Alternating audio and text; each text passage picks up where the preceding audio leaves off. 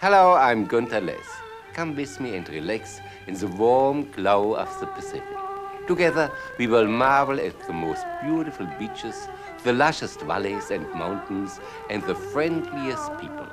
We will pay a visit to the Fijis, lying like a handful of pearls in the South Pacific. Another stop will be New Zealand, 2 islands with some of the most magnificent and dramatic scenery in the world. Together we will visit Australia, a country as big as the United States, to see the incredible Great Barrier Reef, the cuddly koalas, and so much more.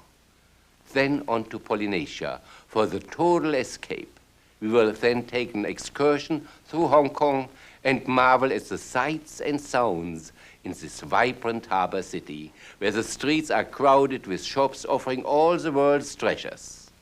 Finally, we will spend time in the Philippines and see several of their 7,000 islands.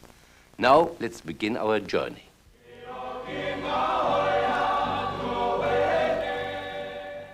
Our first stop will be the Fiji Islands. They consist of almost 300 islands, mostly uninhabited or very sparsely settled, except for the 2 major ones, Viti Levu and Vanuatu, where most Fijians live. The Fijians are characteristically tall and powerfully built. If you are ever on your way to Australia or New Zealand, do stop over in Fiji to enjoy a beautiful island. From Fiji, Journey to Adventure will take us to New Zealand. There is no place in the world which can match the scenic beauty of the North and South Islands of New Zealand. New Zealanders really tell the truth when they call their 2 islands God's own country. Many of New Zealand's original inhabitants, the Maoris, died in epidemics shortly after the arrival of the first Europeans in 1790. They had no immunity against the newly imported minor diseases such as influenza and measles. But the descendants of the Maoris who did survive carry on their traditions till today. And now off to Fiji and New Zealand in the Pacific Ocean.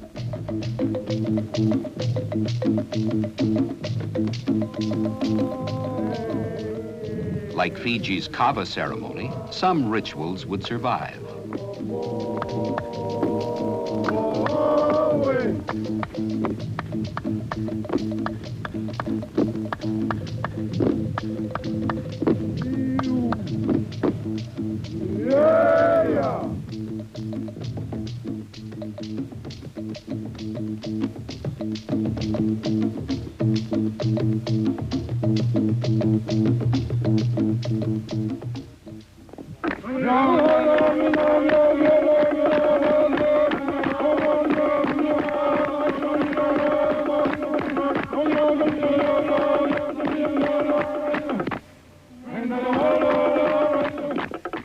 The warrior's dance would be remembered as a colorful performance for modern spectators. The sun would still be drummed to rest by the beat of the lollies.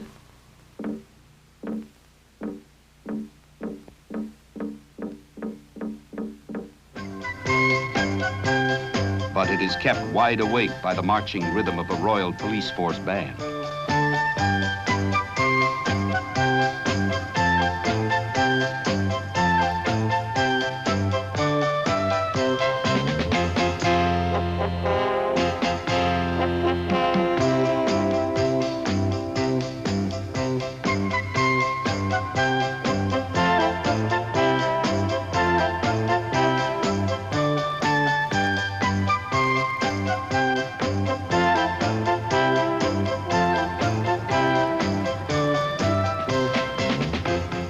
No less rhythmic are the traffic directions that keep Suva, Fiji's capital, in constant flow.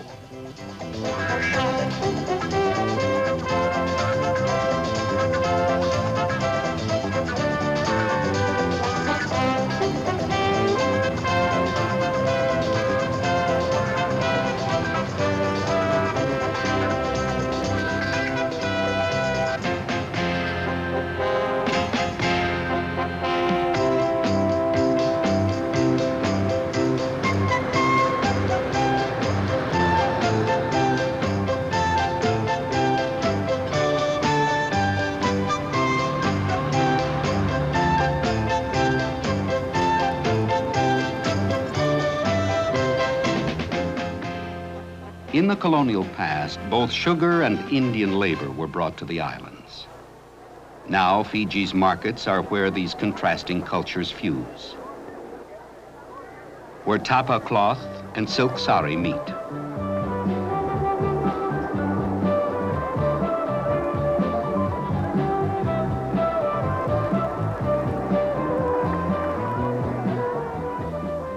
Where yams and coconuts are blended with saffron, clove, and breath-catching peppers.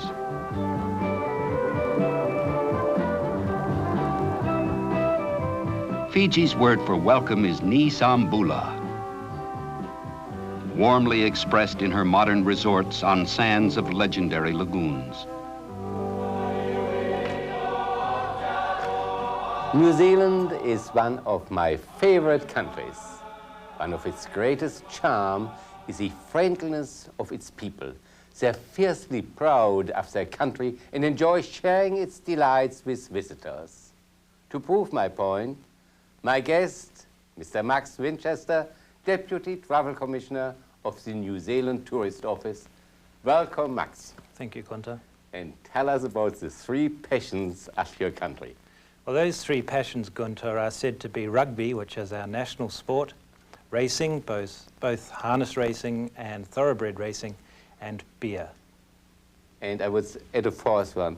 You people are never too serious. You always smile. You always like to have fun. We enjoy having a good time. You have a term, I think it's called to cut the cook straight cable. Yes, Gunther. New Zealand has a stretch of water between its North and South Islands, and the South Island, being geographically larger and geologically older than the North Island, is known as the mainland. Now, most of New Zealand's electricity also comes from the South Island and is fed to the north by a cable under Cook Strait. When rivalry erupts between the people of the North Island and the South Island occasionally, a South Islander will often say, now let's just stop this, otherwise we'll cut the Cook Strait cable, your lights will go out and you'll float away. I see. What island are you coming from? I'm from the South Island. From the South Island. Now, all this part of the world is called down under. This means summer starts in December and winter in July. What else is different in New Zealand? Well, everything seems to be back to front down in our part of the world. We drive on the left-hand side of the road. The water drains down the sink in the opposite direction. We turn our light switches down instead of up. I'm even told that climbing beans climb a different way around the pole. I see. So the best thing is to go and see it for ourselves. Indeed. Shall we go? Yes, let's do. Okay. Everything looks different in New Zealand because it's the air.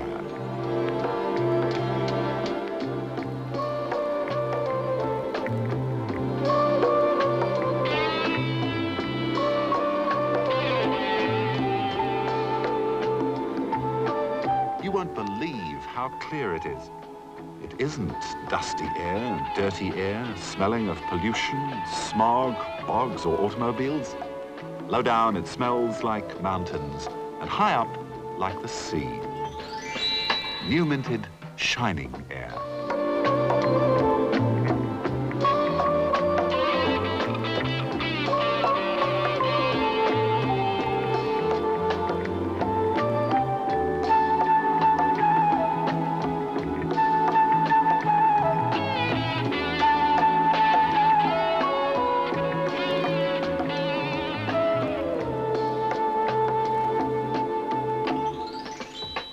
We speak English in New Zealand. Well, how can you love people? Saying you can't is just no answer when you appear before the law. And our greatest pride is our tolerance. Conservatively liberal, you might say. Or New Polynesian, since most of us have both Polynesian and European blood, inheriting hospitality from each. Any time is picnic time in this part of the world. Forget food for the moment, though, and find out how we live. The brochures show you countless sheep.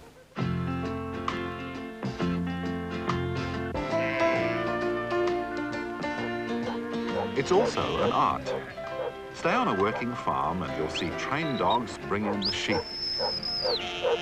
There are 500 working farms ready to welcome visitors to an inside view of day-to-day farming Kiwi style.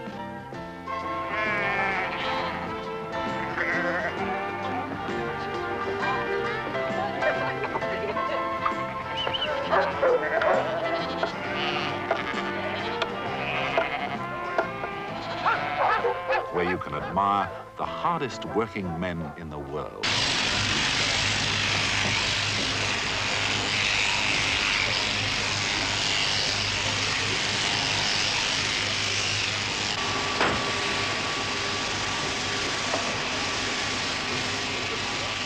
They're harvesting the world's biggest carpet wool crop. Nothing stays warmer or lasts longer than this natural fibre.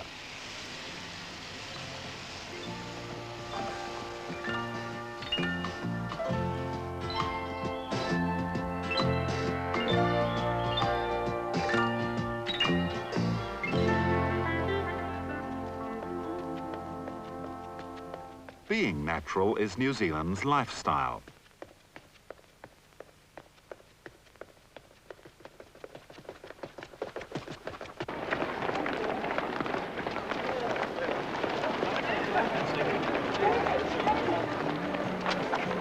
We have our nudists and health fanatics, of course, but the open-air life invites everyone to let go and see more open country firsthand.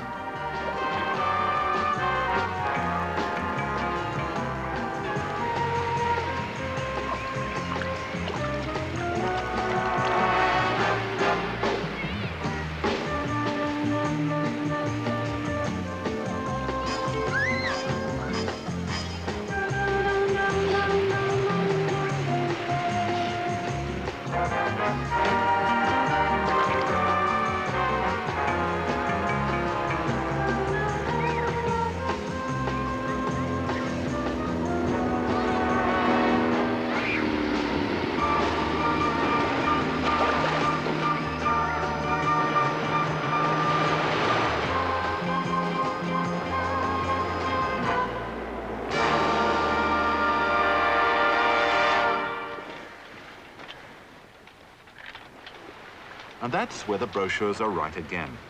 There's more natural playground or real-life wonders packed into New Zealand than in half the rest of the world's continents put together. A chartmaker's sample book, a geographic index to the world, with every way at hand to see it all.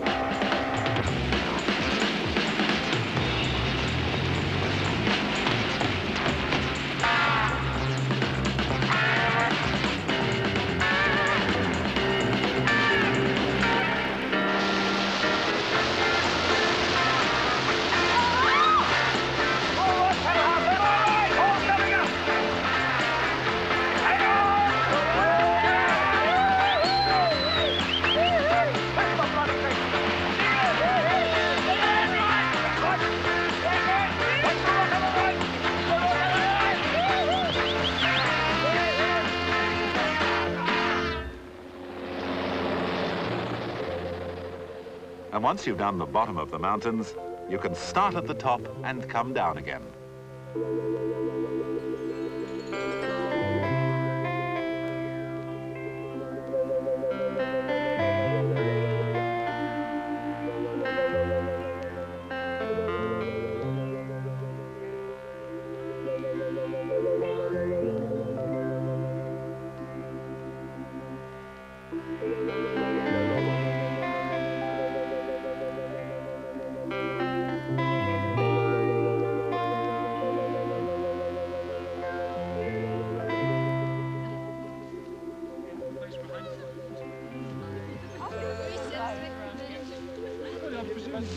That cloud though started to sort of just billow in even just to the last.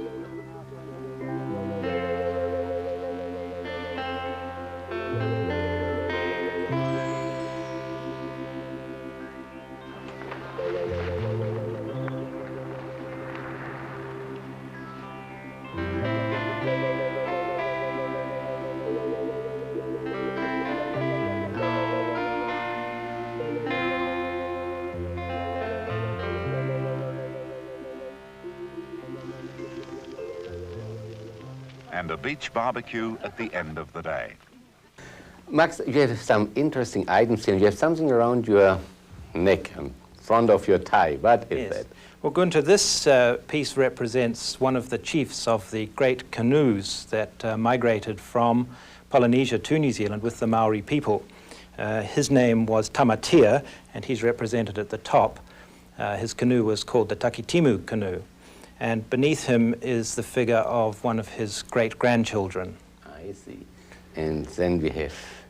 The large one here is... Looks like Tahiti. It does look like Tahiti. It's called a teko teko. It's an ornamental piece which would have been found in a meeting house, and it is a representation of a tribal ancestor or a god particular to that tribe.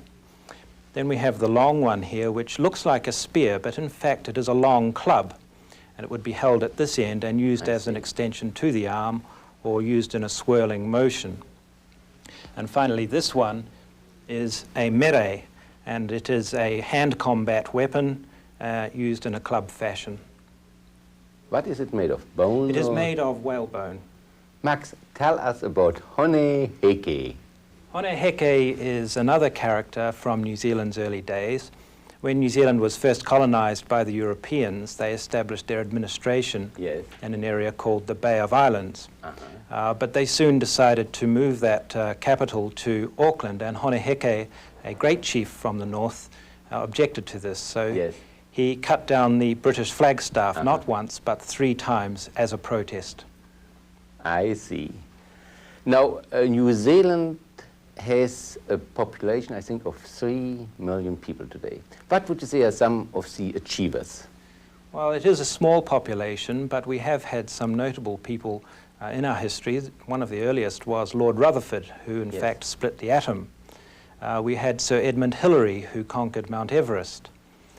We have people like Dame Kiri Takanoa, the famous opera singer.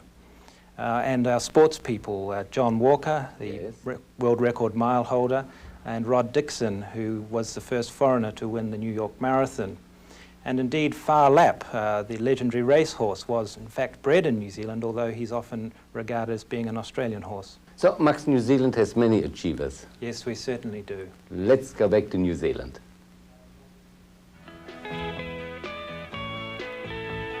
It's easy to find your way about, with the help of a guidebook, of course. Public transport's fast and regular, and accommodation ranges from luxurious to simple and inexpensive.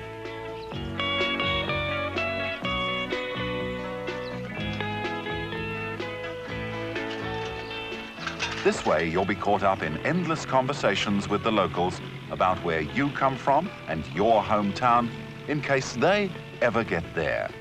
We're keen travellers ourselves, you see. Straight up, it's really like that. Yeah, but that takes a bit of doing. You know, it takes lots of courage.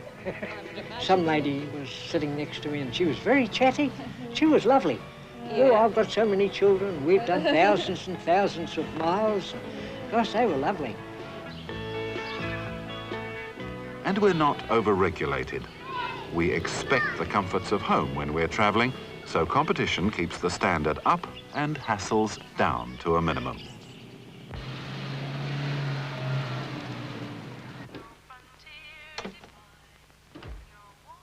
One surprise, apart from the low cost, is the provision of kitchens in most motels, which brings us to food at last.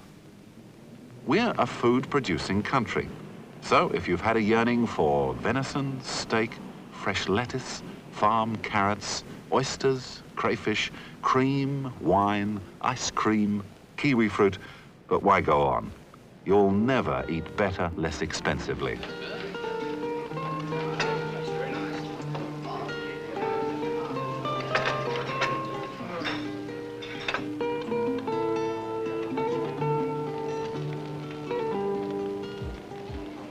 But take a tip from the locals and give thanks with a smile. Gratuities make you look less sociable here. We prefer friendship.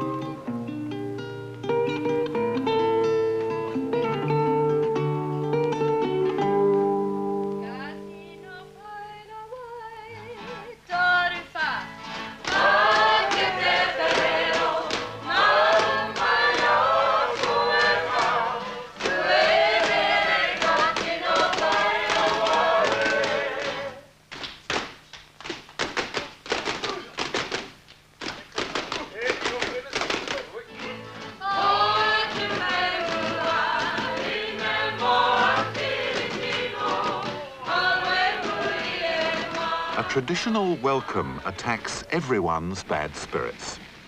It's an upside-down idea as intriguing as our geysers, until people realize it's where our friendly informality comes from. Once bad spirits have departed between us, you're welcome as family.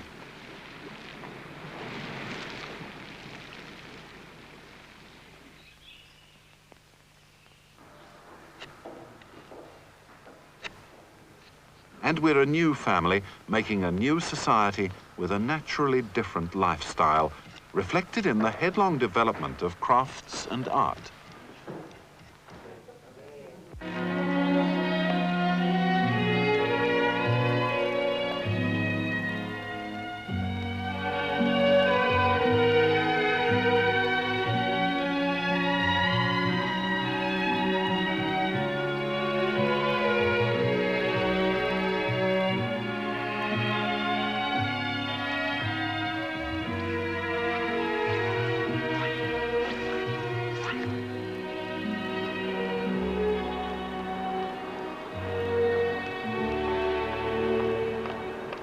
We're not overrun with population.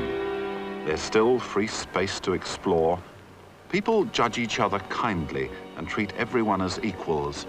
Two cultures growing into one, indefinable and different.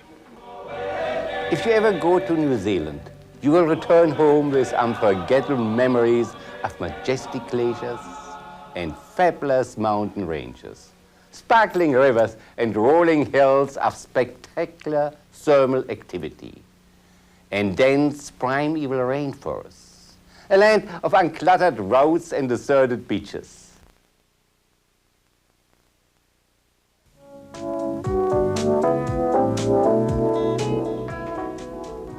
Australia and the Polynesian Islands are next. Australia is a country as large as the United States, but the seasons are reversed, and if you want to ski in July, the snowy mountains of Australia would be the perfect place. Australia is unique. It offers everything from Sydney's most modern opera to Aboriginal tribal villages. And of course, it's here that you will meet with the original teddy bear, the cuddly koala, and also the kangaroo. Next, we will visit Polynesia, Tahiti, Bora Bora, Moorea, and its other islands. It's here that we will experience the full attraction of the South Pacific, the most beautiful beaches, the lushest valleys and mountains, and the happiest people. Let's be on our way. Australia, the island continent, born in the Aboriginal dream time. The boomerang their game, the spear and throwing stick their weapon for survival. The drone of the didgeridoo still echoes in the corners of caves and caverns, giving voice to the fading images of tribal spirits. But a different spirit conquered the land, and a nation was built by courage that mustered the outback.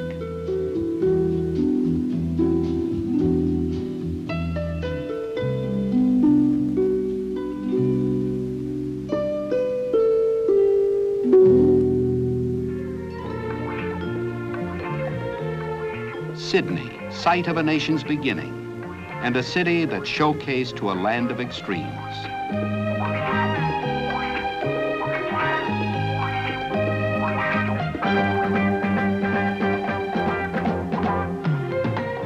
Every weekend, out come the bats, rackets, and clubs, while during the week, the stores, shops, and boutiques become targets for the visitor in search of Australia's treasured woolens and opals.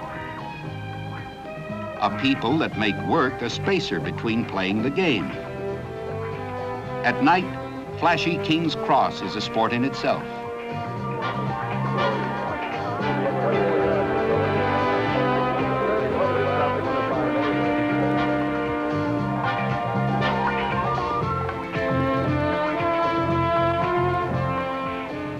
It's a water city, built around one of the largest, most beautiful harbors in the world, with 24 golden surfing beaches on the Pacific. There's not a care that others are working 170 miles south in Canberra to keep the country moving.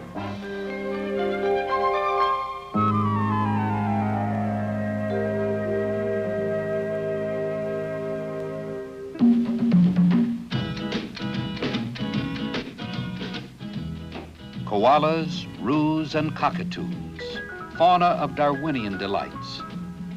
A collection of fur and feathers whose names come straight from crossword puzzles. Of all the exotic birds, it is Australia's parrots that fill the air and line its country's rails.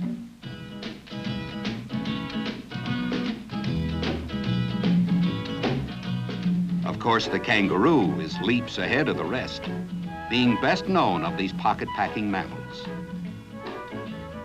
Wildlife reserves and zoos provide easy access to this bizarre menagerie of an accident of time.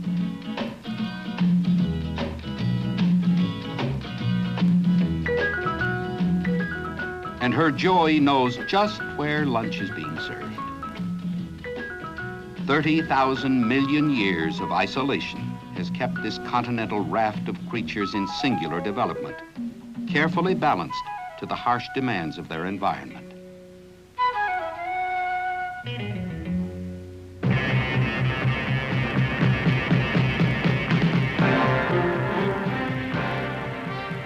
Australia is by nature a sportsman's country. From the ski slopes of the snowy mountains to its unpolluted streams and fish-filled waters. It's in the character of its people. A fever to excel, an obsession to win. And they do take their games seriously.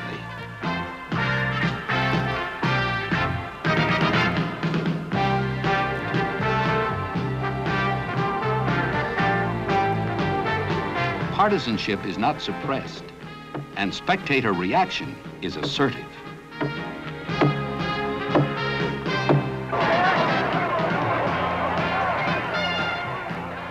In a stadium packed for mayor, the stranger cannot ignore the bewildering maneuvers of Aussie rules football. As in an English countryside, bowling and cricket are played on the green that fringes the land. A green that makes them forget the crimson Olgas and Ayers Rock in the vast arid center. Navel to a continent. Point of pilgrimage for an aboriginal past, these formations of the red center bear the magic glyphs and pictographs of vanished gods. Harsh desert, vast plains, humid rainforests, and then some 1,200 miles of coral rampart holding back the mighty Pacific. The Great Barrier Reef, eighth wonder of the planet. The keys and islands that crest the surface host vast colonies of sooty terns and other seabirds that skim the placid crystal waters. But underneath, the world of the coral polyp. Simple creatures whose generations have built a haven for a population of science fiction sea life. Within the calcium caverns dart schools of iridescent rainbows, while strangely shaped forms move silently above.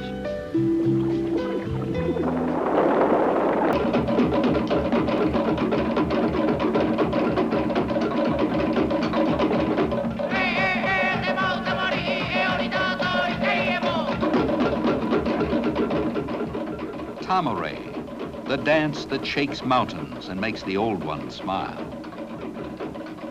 These are the ribbons of life and joy. For Tahiti is very much alive and offers her land and bounty with all the legendary charm.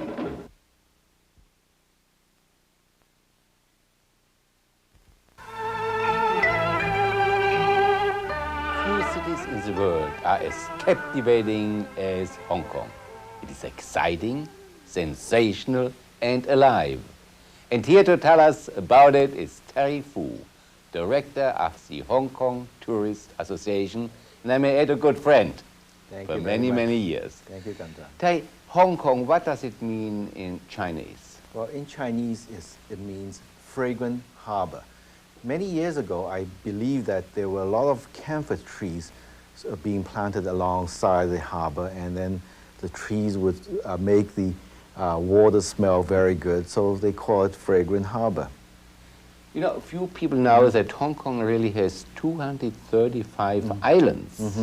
How many can you visit? Actually, you can visit quite a number of them.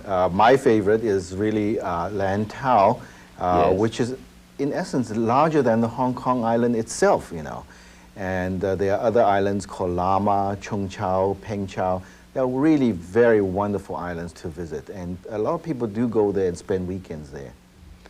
Tai, you have a word that's called geomancy, or I think in Chinese you call it feng shui. That is correct. What is it?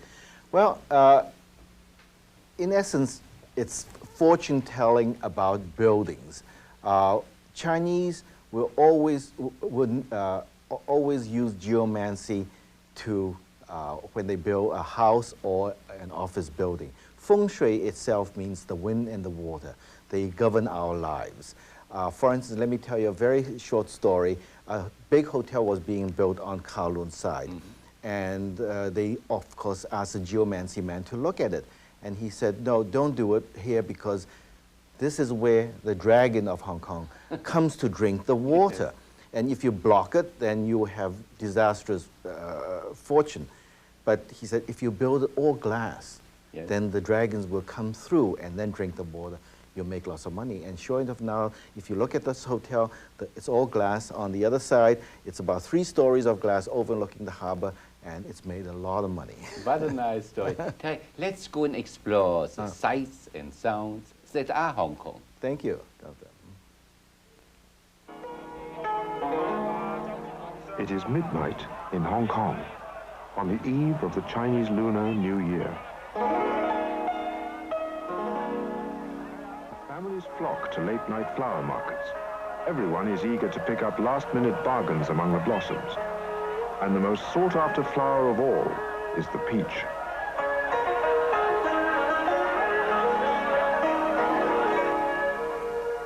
Celebrated in poetry and painting, the peach blossom, or tofa, has symbolized the beginning of the lunar year for the Chinese for thousands of years. And nowhere is Chinese Lunar New Year celebrated more lavishly or with more enthusiasm than here in Hong Kong. Lucky foods like lotus seeds are bought and exchanged. Special lucky money or lai si is given to children and unmarried friends and colleagues.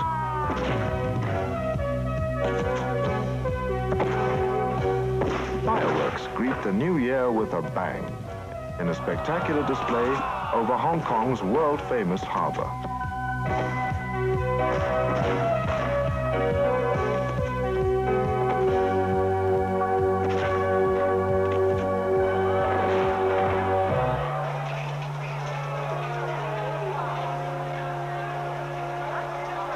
Young and old alike descend on their favorite temple to pray for good luck in the coming year.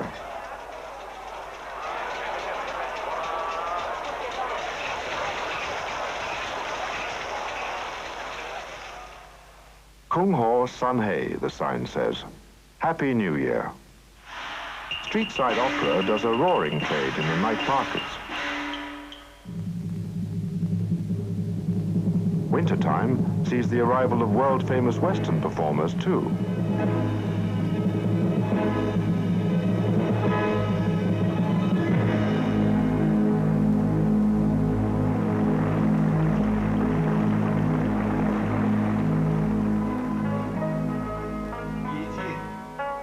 The end of Chinese New Year is marked by auctions like this, Yun Siu.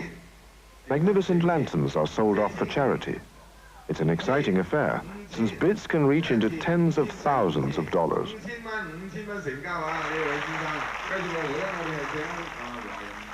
Buying one of the more impressive and expensive ones like this brings its purchaser great face or status, and his act of charity, he hopes, will also bring him blessings and good luck in the coming year.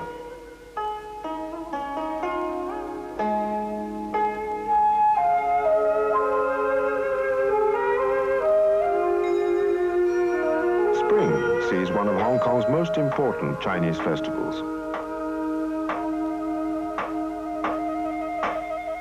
It is celebrated by the fisherfolk and boat people. It commemorates the birthday of their protector, Tin Hao, goddess of the sea and the queen of heaven.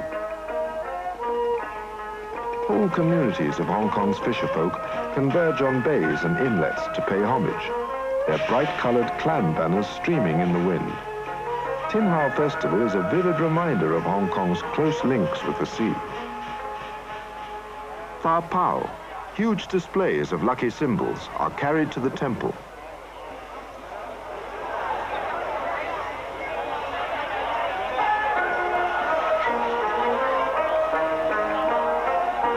Offerings and lucky joss sticks are ceremoniously burnt.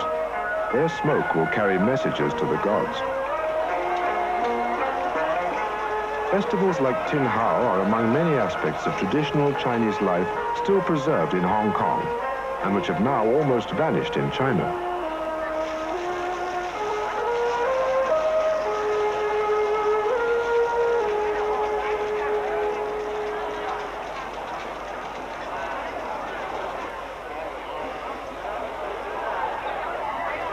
But Hong Kong is also the most western city in the Orient.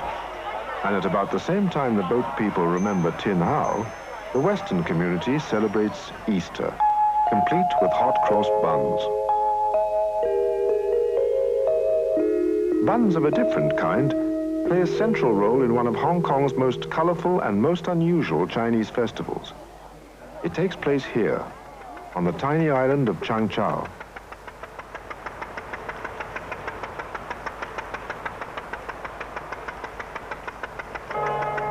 These towers, some 40 feet high, are adorned with thousands of little buns. They are the centerpiece of what has become called the Festival of Bun Hills. Hong Kong has some 235 outlying islands like Chang Chau, and though it is only an hour or so away from downtown Hong Kong, life here preserves much of its ancient rural charm. Every May, the fiesta-like atmosphere of the Bun Festival dominates the island, highlighted by a grand procession through the streets.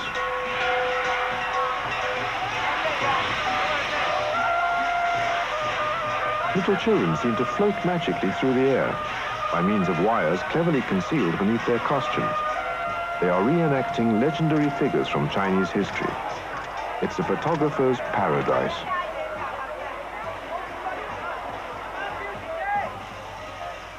The whole festival culminates in the destruction of the impressive bun towers. Everyone tries to collect as many of the consecrated buns as possible to bring good luck and prosperity. Terry, what are some of the unusual things one should do when in Hong Kong? Well, my favorite is really just walking around the city. There's a very interesting walk called the Jade Market Walk. You visit it on Kowloon side, and it's roughly every day from 9:30, 10 o'clock to 4 in the afternoon. And they close off the streets, and the merchants put all their wares on the ground, and you can browse around, you can take pictures, or you can haggle and buy. It's really wonderful. But that's the thing to do, really, to Right. take very little baggage and double your spending money before you leave and spend it in Hong Kong and walk around.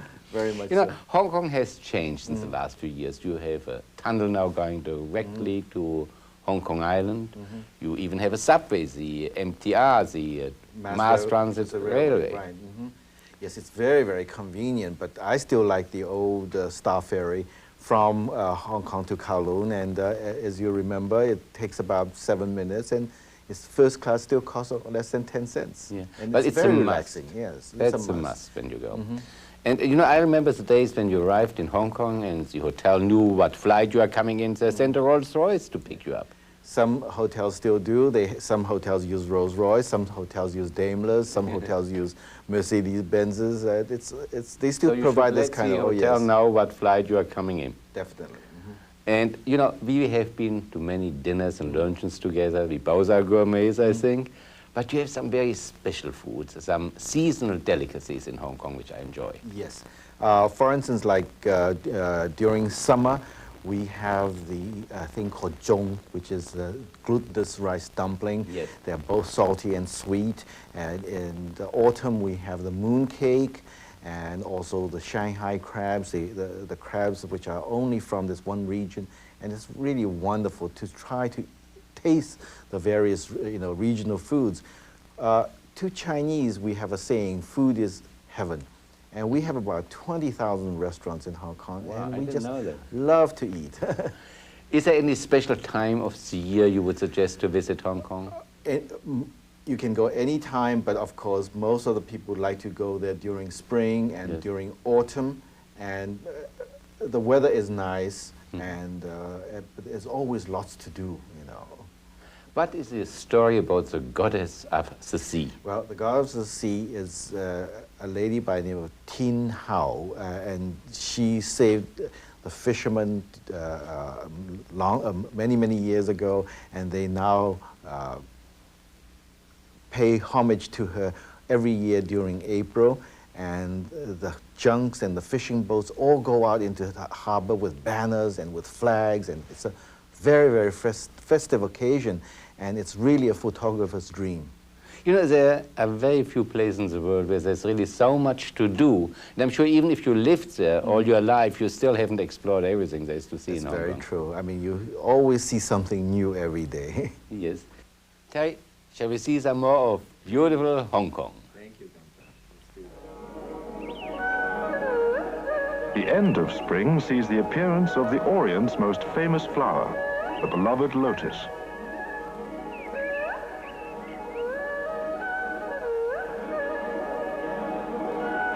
The lotus symbolizes the coming of summertime for the Chinese, and following its example, everyone takes to the water in summertime in Hong Kong. With such a magnificent harbor and many beautiful beaches and marine parks, Hong Kong is a water wonderland.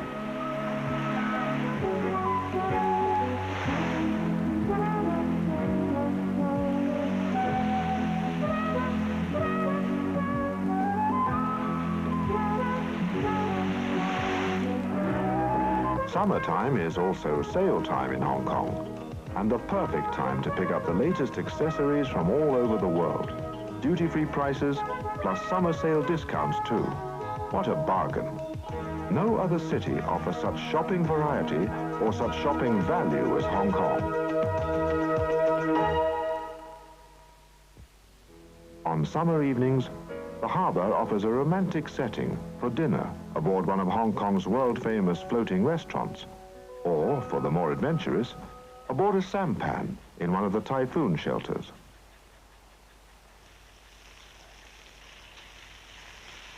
By night, Hong Kong is a vibrant, magical place, with open-air markets staying open late into the evening. Street musicians and fortune-tellers entertain passers-by.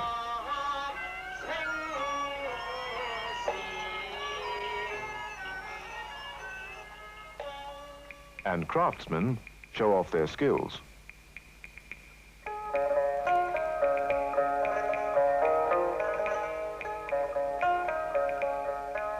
The chrysanthemum marks autumn in the Chinese calendar. It's one of the loveliest times of year in Hong Kong, and is also the occasion for another of the most important celebrations in the Chinese lunar year, the Mid-Autumn Festival. It's also known as the Lantern Festival, because of the thousands of lanterns which decorate parks, streets and shops at this time of year. Children love it, and everyone buys a lantern in a favorite shape, a traditional fish or dragon.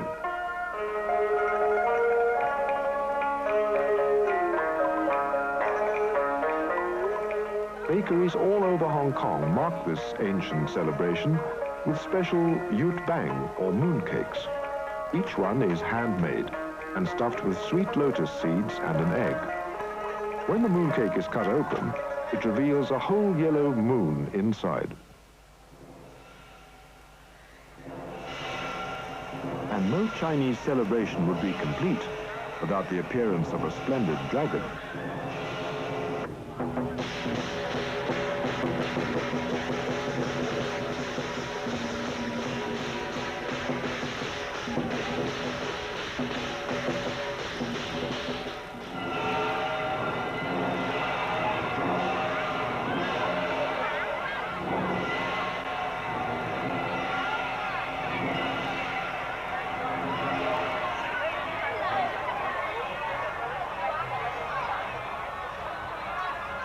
Romance is very much in the air,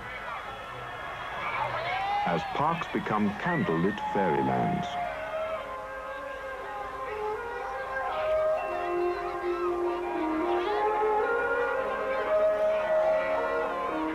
families and friends gather together to compare their lanterns, eat their mooncakes, and admire the beautiful mid-autumn moon.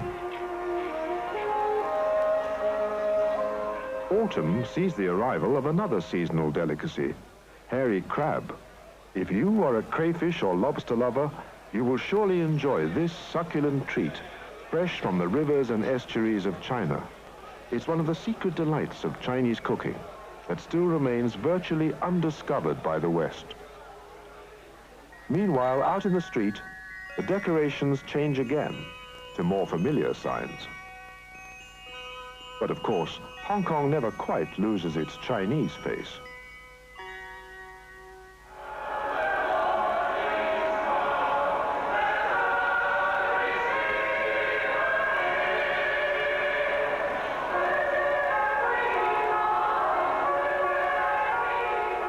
And very soon, these signs will change again to welcome yet another new year. Perhaps it'll be the year you make your trip to Hong Kong. And remember, no matter what time of year you come, whatever the season, you'll have the time of your life.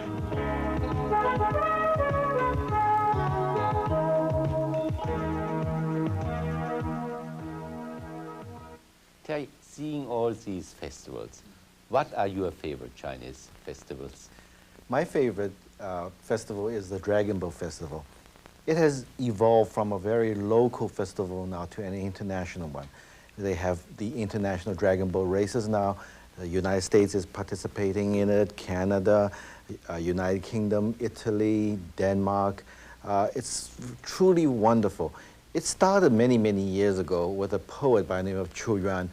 When he wanted to protest against the corrupt government, he threw himself into the river. And the fishermen took pity and they started to beat the drums to scare away the evil spirits, and they threw rice dumpling in to distract the fishes. So every year now, on his death anniversary, they have these dragon boat races, they beat the drum and they have banners flying.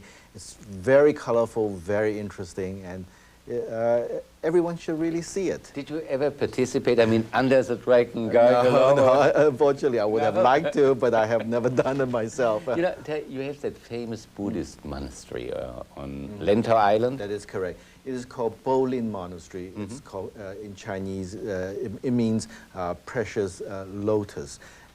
It is a beautiful monastery. You can do it on a day trip from Hong Kong Island by ferry. And then you climb up the mountain and you can eat vegetarian dishes. Yes. Or if you want to have some new experiences, you can even arrange to spend a night there. 4 in the morning, I've done it myself. Yeah. You get up and you watch the sunrise, and it's truly a very, new experience. And it's cheaper than shopping. That is correct. You know, Terry, as always, thank you.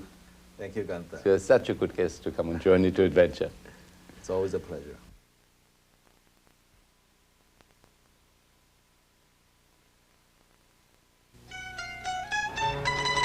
We are in Cebu, the oldest city in the Philippines. It is here in the 16th century that explorer Magellan landed and claimed this land for Spain. Magellan discovered a group of beautiful islands, an abundant paradise for the many peaceful tribes who made it their home. He claimed the land in the name of King Philip of Spain, hence the Philippines.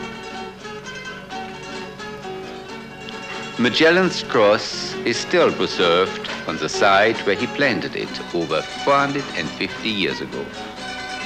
Here, Magellan and his party baptized Chief Hamoban of Cebu, his wife and family, and 800 of their subjects. But Chief Lapu-Lapu of neighboring Mactan Island said, "I bow to no king." And with his men fought the Spaniards and killed Magellan.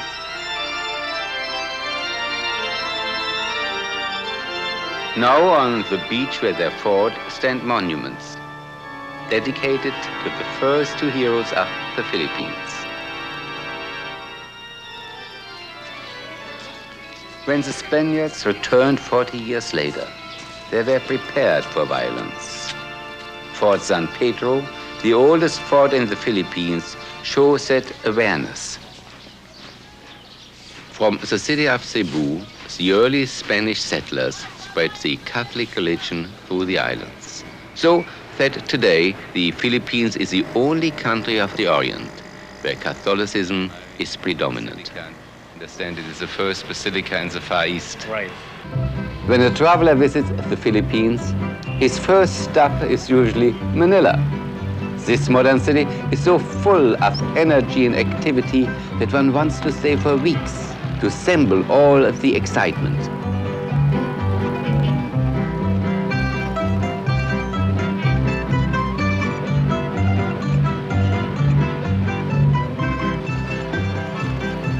You can purchase almost anything in the busy outdoor markets that line the streets of Quiapo.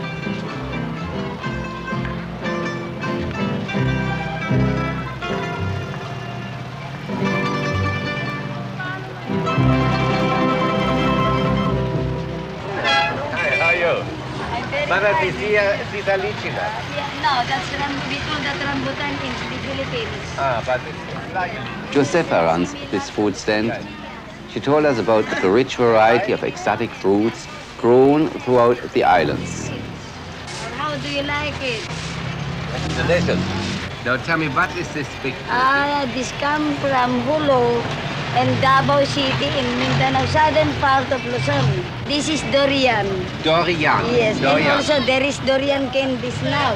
They're making durian candies and they're making durian preserve in a bottle. You also make ice cream from it? Yeah, it is so delicious. Really? Now what else do you have here? What is this? I have this ate from Batangas. Can you open one? Yeah, I'll open one for you and maybe I'll see. And Now say again the name. These are ates. Ates, Yes. yes. And they have these seeds and try it now and you share everybody so that they will know the taste. Here, Yeah. you taste some. Now what do I Who eat? else? Come on. Yeah. You taste it. Hi. Hi. Are you a fortune teller? Yeah. Will you tell my fortune? Where do you want me to sit down here?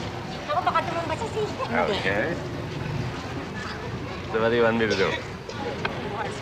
You want me to take 9 cards. 9 cards? Yeah. Are you married? The fortune teller read the cards for me. And boy, what those cards were telling me.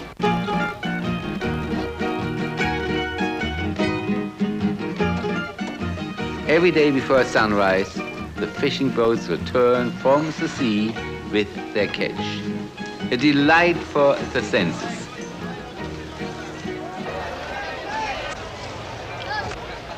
The market is tremendous. It's one of the biggest fish markets I ever have seen.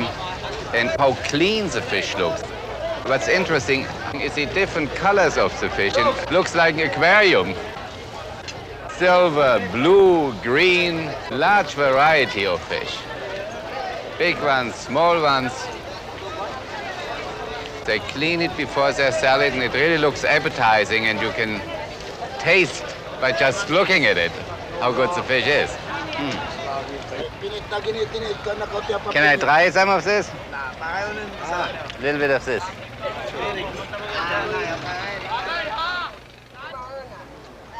Ooh, that's hot. Very good. Very good. Very good.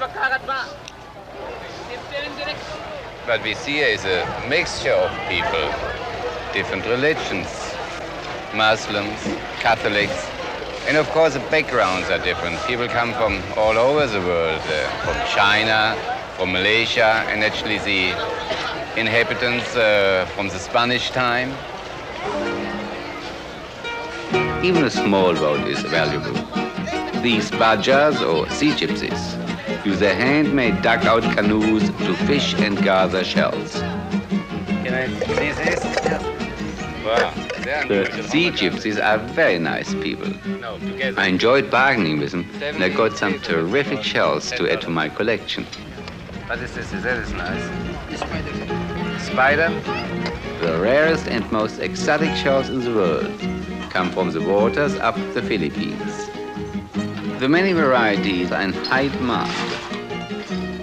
They are sent to collectors in all parts of the world. Another treasure of the warm Filipino seas are pearls. The way they are cultured is fascinating. Julie explained the process to me. First, I'm going to sacrifice one alive oyster. Then I'm going to extract one part of the oyster that secretes the pearl substance, known as the mantle. Then I'm going to clean. And only in the middle portion are necessary for graft. So I'm going to make a wound or incision and insert first the graft inside to the ovary of the oyster to be followed with this nucleus. I see. And this nucleus, it's made of a freshwater shell. And that's came from Mississippi and Yangtze River. We have to put this oyster into the water. Then we have to wait for 2 years before we can have the pearls. That's why we call that cultured pearls. Very interesting. Thank you, Julie.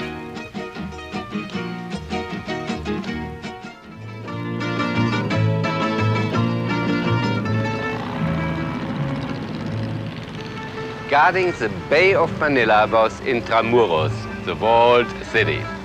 The Spaniards started building Intramuros in 1571. And in the 400 years since, it has played an important part in Filipino history, politics, culture, and religion.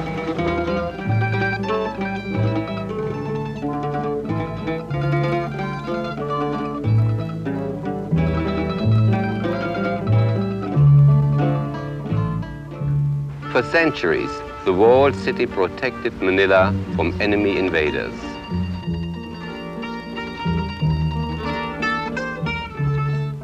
And today, amongst the fountains and quiet stone streets, work continues to uncover the riches and history of Intramuros, the walled city. For many years, Intramuros was a political and military capital of the Philippines. Fort Santiago has become a national shrine containing mementos of Dr. Jose Rizal, the country's national hero. But time has taken its toll, and now Intramuros remains an enigma in the heart of modern Manila. The world-famous Bayanihan dancers have performed traditional Filipino dances in over 60 countries. But the best place to watch them is in their home, the beautiful Folk Art Theater in Metro Manila.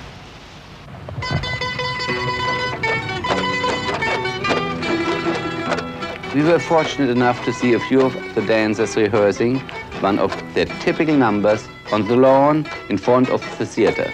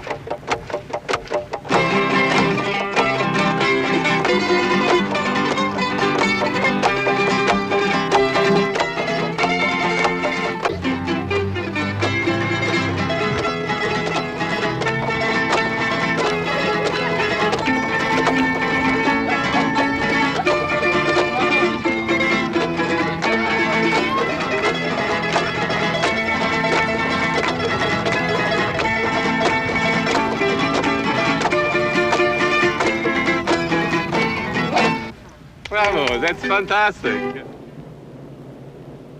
There are many features about the Philippines that make it an outstanding tourist attraction. There's something for everyone. And if you're a beachcomber at heart, You have come to the right place. Here you will see beaches that remain unspoiled by civilization. And you can't help wondering if you're the first person to ever set foot on them. Search as you will, it's difficult to find any trace of modern civilization as you explore the natural wonders of these islands.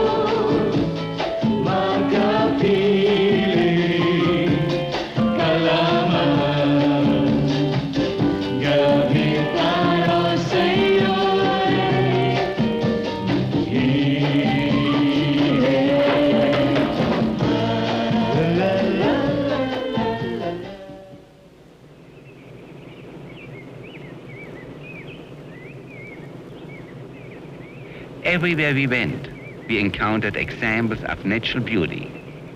Our next stop was the Ayala Museum and Aviary in Manila for still more of the natural wonders of these islands in the sun. A true island paradise must have its exotic birds. And the Philippines is no exception. Mrs. Chalito Santos is the manager of the Ayala Museum Aviary and a real expert. Tell me, how